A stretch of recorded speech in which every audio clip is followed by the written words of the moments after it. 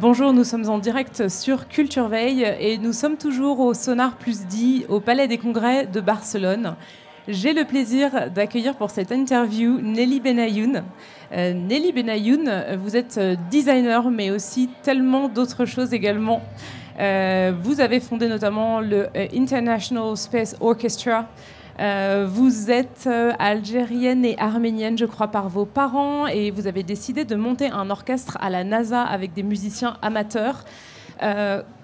Comment une idée comme ça peut vous arriver et pourquoi avoir eu envie de le faire se produire ?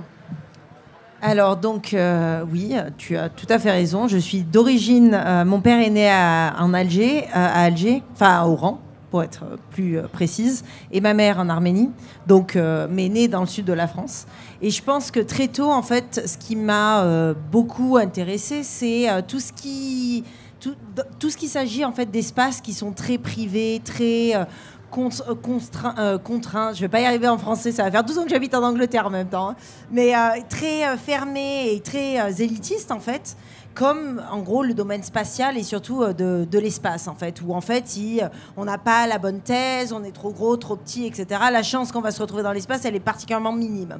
Donc en fait moi ce qui m'intéresse dans ma pratique de designer d'expérience, parce que c'est vraiment mon job, je design des expériences, donc qui sont entre le mix entre musique, film, design, politique, philosophie et linguistics, et c'est aussi mon passé éducatif. Hein, j'ai étudié à la base les sciences, mais après je suis partie aux Beaux-Arts, après je suis partie à Olivier de Serres en textile, et après je suis partie en critical design, et après j'ai fait ma thèse en design politique, enfin en philosophie politique. Donc c'est vraiment comme ça, ramener toutes ces disciplines-là ensemble pour essayer de modifier les choses à l'intérieur des institutions. Donc dans le cadre de l'International Space Orchestra, c'est un orchestre qui est composé donc, de scientifiques de la NASA, et ils rejouent tous ensemble les drames de l'espace spatial et de la conquête spatiale. Tout ce qui s'est mal passé, en fait. Et moi, ce qui m'intéressait dans ce projet particulièrement, c'était d'essayer d'amener une nouvelle pensée critique dans, justement, une institution comme la NASA, qui est donc une institution fédérale et militaire, et les amener, eux, en tant que travailleurs, en fait, de cette... ou ouvriers, en fait, de cette culture spatiale, à réfléchir sur quels sont les prochains développements qui vont peut-être se faire, et surtout à essayer parce que tu joues le dobro et je joue la trompette, on va peut-être avoir une conversation qui est plus simple par rapport à est-ce que oui ça fait sens ou pas d'aller sur Mars, ou est-ce que oui ou non ça fait sens d'aller à droite ou à gauche en fait. Donc en fait la musique c'est un vecteur pour déclencher des conversations qui n'auraient pas lieu autrement. Des débats, ouais. D'accord. Comment ça s'est passé ? Comment est-ce qu'on fait en sorte de faire, de faire se produire quelque chose comme ça ? Est-ce que c'était facile ? On vous a accueilli les bras ouverts en disant « ouais, génial, super idée » ou est-ce que ça a été un peu plus compliqué ? Et cette question est un peu orientée parce que je viens d'assister à votre débat qui s'appelait « Designing the Impossible » et j'ai cru comprendre que ça avait demandé quelques mois ou années d'efforts. Comment ça s'est produit ? Ça a pris 7 ans en fait. Hein. Ça a été 7 ans de ce que moi j'appelle le hammering technique, qui en traduit en français, ça serait la technique du marteau, en fait. Hein.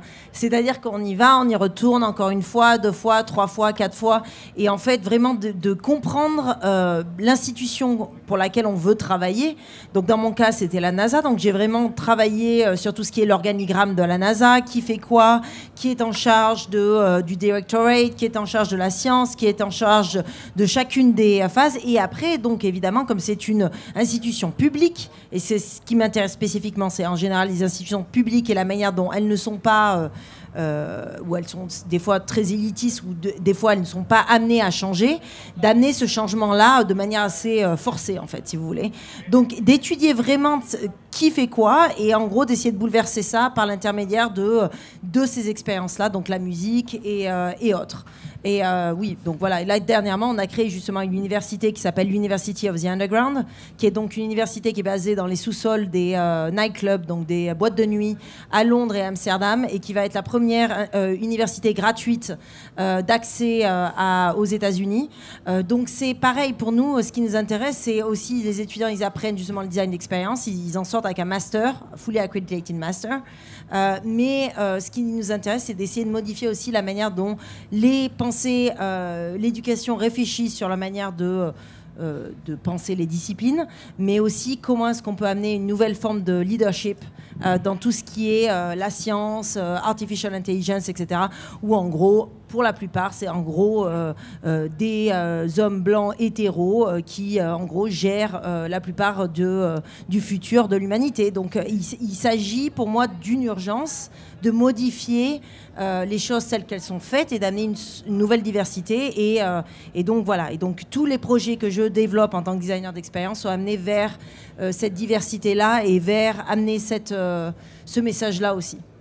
Alors justement, en introduction, je disais que vous étiez designer, mais c'était un peu court pour vous définir, parce que vous êtes designer, mais vous êtes aussi entrepreneur. Est-ce que vous trouvez que c'est une étiquette qui vous correspond bien, entrepreneur peut-être ? Enfin, entrepreneur, tout est relatif parce qu'en fait, je dirige une charité. Donc, à la base, on n'est pas tourné vers le profit. Hein. Enfin, à la base, et pas du tout, j'ai envie de vous dire, parce que fondamentalement, on n'a pas le droit d'être tourné vers le profit. Donc, c'est même pas la question. C'est que, après d'être entrepreneur, moi, ce qui m'intéresse, c'est d'essayer de regarder les disciplines qui sont autour de moi et de voir les stratégies qu'elles utilisent. Donc, par exemple, la musique a une stratégie qui est bien définie pour amener certaines communautés à réagir à un certain groupe de musique. Donc évidemment, si vous cherchez à amener une nouvelle démographie en fait, à l'éducation ou une nouvelle démographie en politique, etc., eh ben, il va peut-être falloir aller commencer à travailler avec l'espace musical, par exemple. Et la même chose se passe au niveau du business. Moi, ce qui m'intéresse, c'est de regarder le business, la manière dont il est fait, et de tourner ça à ma propre manière. Donc par exemple, moi, j'ai mon propre studio qui, pour le coup, lui, est tourné vers plus du profit, du consulting, etc. Et avec une équipe qui vient avec ce studio, donc qui est à mon nom, hein, Nelly Benayoun Studio. Et là, pour le coup, ce qu'on fait, moi j'appelle ça le multiverse. Alors je sais pas comment est-ce qu'on peut traduire ça en français, le multiverse. Je suis pas sûre qu'il y ait une traduction la pour galaxie. Ça. La galaxie. Donc en gros, je réfléchis à l'économie de manière assez galactique. Donc c'est-à-dire que pour moi, je commence toutes ces différentes compagnies, I'm Not a Monster, Disaster Playground Limited, etc. Et en gros, ça me permet de taper sur plein de différents, plein de différents potentiels de funding pour faire des projets, plein de nouvelles sources de discussion, etc. Et effectivement, en faisant les choses de cette manière-là, il y a une part d'innovation qui peut se développer parce qu'elle vient de quelqu'un qui va modifier, qui va interagir avec d'autres disciplines de manière très naïve au final. Et c'est ça que j'espère garder toute ma vie et que j'aimerais bien que tout le monde ait finalement. C'est la naïveté. Ce qui est fascinant, c'est que vous assumez le fait de vouloir changer le monde, de vouloir changer certains status quo, changer un petit peu l'ordre établi. Et les outils que vous utilisez sont des outils, dans certains cas la musique ou le design. L'école que vous avez fondée, c'est une école de design d'expérience, mais de design. Oui. Donc finalement, vous utilisez la culture pour changer le monde. Alors, je ne sais pas si je me réveille le matin en me disant que je vais changer le monde. Ce n'est pas vraiment la manière dont je fonctionne. Et d'ailleurs, je pense que c'est important de dire, parce qu'il y a une culture aussi de s'imaginer que le changement, ça se fait vite. Mais en fait, les productions, elles doivent être faites pour moi de manière urgente. Parce que pour moi, il y a un vrai problème de non-diversité, justement. Et donc, il faut vraiment amener ça, surtout dans tout ce qui est la partie technologique, parce qu'évidemment, ça va définir d'une certaine façon nos futurs. Donc, voilà. Mais il s'agit, en fait, de vraiment regarder comment est-ce qu'on peut développer un projet qui va vraiment impacter une institution, mais sur du long terme. Et ça, pour moi, ça revient sur la définition des rôles. Donc c'est pour ça que j'ai beaucoup de différents jobs et de différents rôles, parce que je travaille avec beaucoup d'institutions et en fait, pour chacune d'entre elles, j'essaie de voir là où il y a un potentiel pour changement en fait. Et après, je m'intègre à cette communauté et je travaille avec eux pour définir de nouveaux rôles, projets, etc.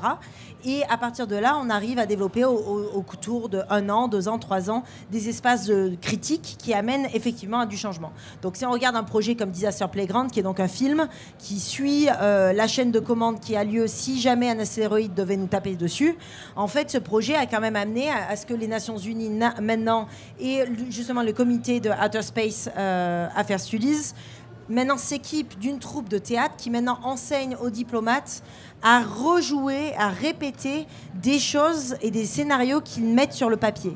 Parce que oui, effectivement, ça paraît évident, mais en tant que diplomate, vous êtes forcément très talentueux dans peut-être votre manière de parler, d'écrire et de gérer les lois. Mais après, quand il s'agit de les mettre en action, Là, il faut peut-être l'interaction de quelqu'un d'autre, en fait. Et donc, c'est ce genre de choses qui se passent. Et oui, ça peut amener à du changement, effectivement. Mais je n'aurais jamais la prétention de dire que je suis responsable du fait que, voilà, vous me suivez. Je vous ai bien comprise. J'ai une dernière question pour vous. Vous avez porté un message qui était extrêmement énergique lors de cette intervention sur Designing the Impossible. J'ai envie de vous donner l'opportunité de le répéter. Si vous deviez donner un conseil à quelqu'un qui se heurte à des murs, qui se heurte à des plafonds, qui a un projet et qui essaye de le lancer, quel serait le conseil peut-être très concret que vous auriez envie de leur donner pour leur dire c'est possible, ça peut marcher? Alors concret, ça va prendre un peu plus de temps parce qu'il faudrait, en gros, il faut peut-être venir à l'University of the Underground, comme ça on peut vous enseigner ça. Mais je pense que je dirais que disons il faut juste se dire qu'il faut jamais rien lâcher, quoi. C'est qu'au final, nous on a une technique qui s'appelle hammering technique, donc celle là où un non on le transforme en oui. Et la technique du marteau. Voilà, la technique du marteau, mais qui vient quand même d'une étude assez fondamentale de recherche aussi de l'organigramme de chaque institution. Donc qui fait quoi? Essayer de savoir les rôles et essayer de les modifier. Donc déjà établir les dynamiques qui sont en place dans une institution. Donc c'est déjà une chose. Savoir à qui on a affaire. Quel est l'historique, quel est le trauma qui vient avec l'institution avec laquelle vous voulez travailler. Et après, il y a cette autre partie qui est de dire ne lâchez rien, ça veut aussi dire ne vous dites pas que parce que vous faites, et ça c'est un truc qui est très français aussi, où on s'imagine que si on fait une carrière dans les arts, et ben du coup on est défini à devenir un artiste et on ne pourra jamais rien faire d'autre de sa vie. Mais c'est pas vrai, vous pouvez très bien faire des mathématiques et partir en géographie, vous pouvez très bien commencer en géographie, partir en textile, revenir en philosophie, devenir politicien et autres. Et je pense que c'est ça aussi le message que je veux dire, c'est que au final voilà, les parcours, tout est possible. Le fait est, c'est juste de partir avec la passion et l'ambition et de pas se laisser démonter, quoi, en gros. Voilà. Et si on nous jette par la porte, revenir par la fenêtre. Voilà, exactement. C'est très bien dit, oui. C'est ça. Très bien. Merci beaucoup, Nelly, d'avoir été là et d'avoir répondu à nos questions. Et puis, très bon séjour ici à Barcelone. Merci. Merci beaucoup. Au revoir.